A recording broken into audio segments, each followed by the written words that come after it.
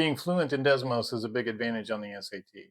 Let's solve one. For each real number r, which of the following points lies on the graph of each equation in the xy plane for the given system? I made a previous video on this where we solved it algebraically. This time I want to take a Desmos approach. But before we jump over to Desmos, let's notice a couple of things. This first equation, when I multiply it by 5, just becomes the second equation. So both equations represent the same line, and we only need to work with one of them, and I'm going to choose this one. Second thing is, when we make the entries on Desmos, I'm going to replace this r with x1, and in the second point I'll replace it with x2, and so on. And I'm just doing that because entering x's in Desmos is a little bit easier than entering some other letters. So let's move over to Desmos and see how this works. So let's quickly enter our line.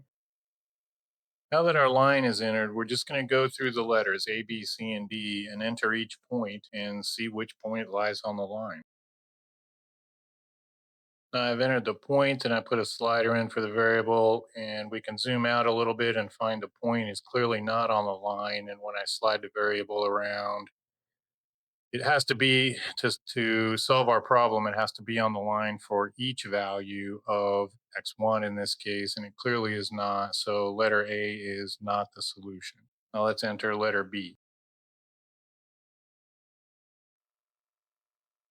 For letter B, we can see the point is on the line. And when we move it up and down, it is on the line. We know from -10 to 10, but I think we can rest assured that it's going to stay on the line for all values of x2. So in fact, letter B is our solution. And you can stop right there. You found a solution. There's no real need to enter the other two. But just for completeness here, we're going to try one more. We're going to enter letter C.